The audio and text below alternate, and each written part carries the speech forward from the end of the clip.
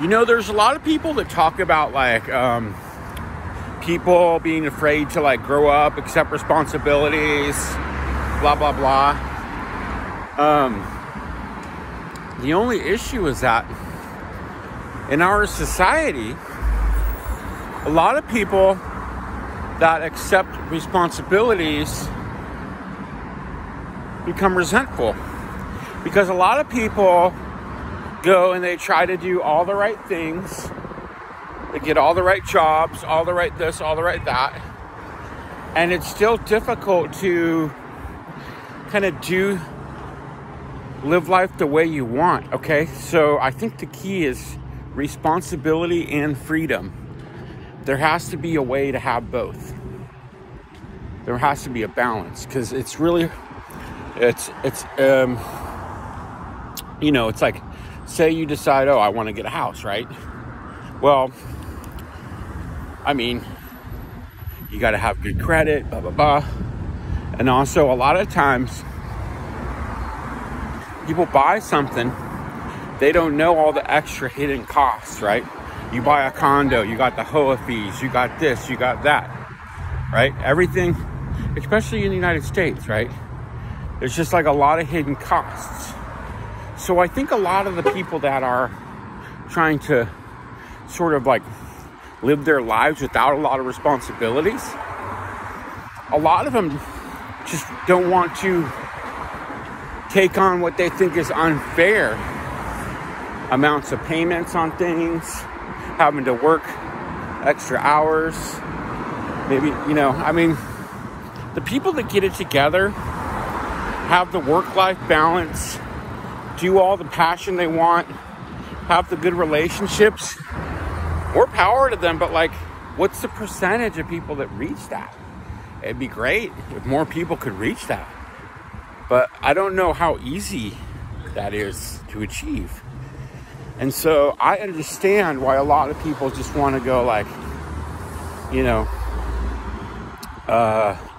go travel to different countries, have adventures. Like, so I think a lot of people also admire people that do something different than what they do, right? A lot of times, like, you know, you have the office job and your friend is traveling around, right? And you're like, wow, that's awesome how you get to travel around.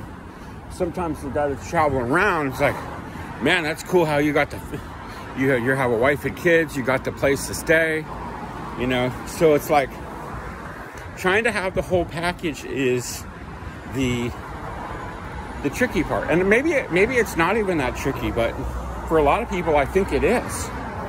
So, and I'm not making excuses, because, you know, I would say that, like, someone could maybe point at me and go, oh, you're like that because, you know, I don't have the wife and kids and the fucking, you know, I have jobs here and there, but I don't have like the job I've had 10 years or 20 years or what have you, right? I'm not even saying that's bad either, you know? I'm not against that. But it just seemed like the way, it's all the way your life kind of rolls, you know? All the way everything rolls out, right? The experiences you have, the preferences you have. So, I mean, I just see a lot of people saying like, oh, this person's shunning responsibility by not, but then it's like, how many people do everything right and then, like, you know, all of a sudden their spouse wants to divorce them, or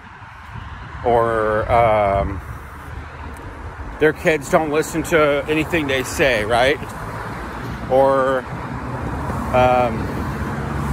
I don't know. That's not to say that like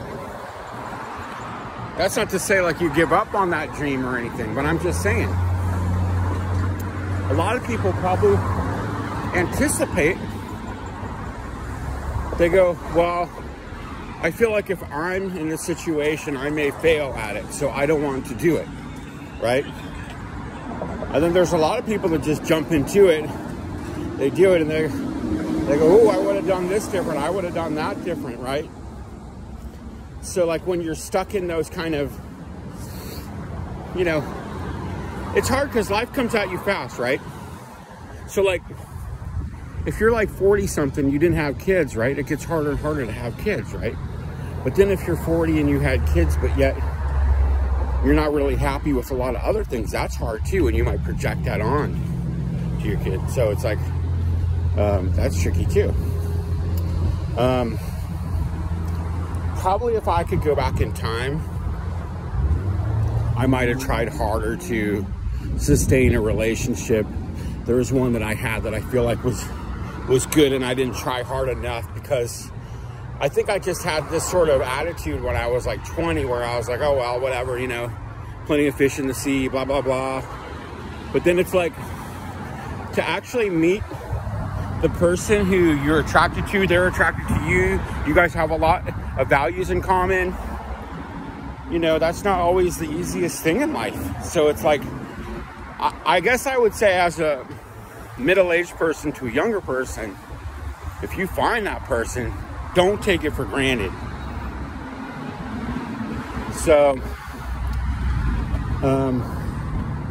you know, my folks met each other when my mom was a teenager, my dad was in his 20s. You know, they've been married 53 years. I mean, honestly, I think that's great, you know. I feel like that's becoming less common, but more power to you if you can, like, you know, find the right person, settle down. I mean, really, that kind of, you know,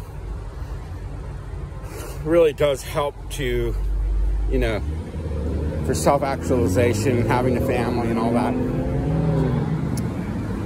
As a person that doesn't have a family, I mean, I have a family in terms of like siblings, you know, that I get along with, all that kind of thing. I just don't have my own family, right? And I have mixed feelings about it. I don't know, like, in my 20s, if I would have been ready for that. I feel like I took a long time to learn certain things. And, you know, I was always feeling like, oh, I want to work on my music. I want to work on, you know, artsy type of stuff. I don't want to, like, I don't want to spend time in survival all the time, right? But then you see your friends that have kids and it's like, wow, that's so cool, you know? So it's just hard to have it all, you know? You just got to be happy with what you have. And I would just say that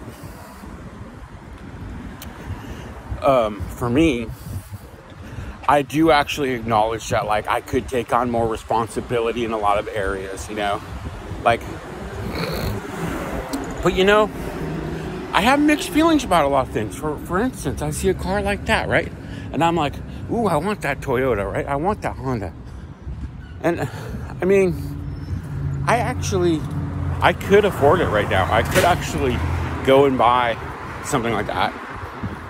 But, then you have that car. You have to put that car somewhere if you want to travel international, right? You have to pay for insurance. You have to be careful. A year ago, somebody crashed into me while I was driving, you know? You have to be careful of other people's driving, right? So what I feel like is I still think that I want to travel a little more before I get a car.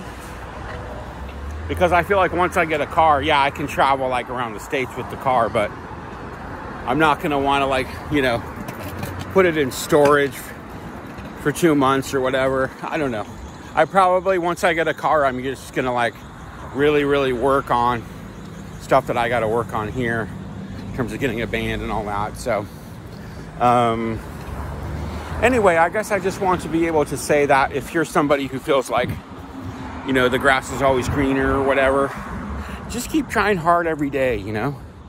Just get your cardio in, get your good workout, get a little bit of study, do a little meditating, try to be nice to people, try to stick up for yourself, try to do things you want to do, find your highest excitement, as Bashar says.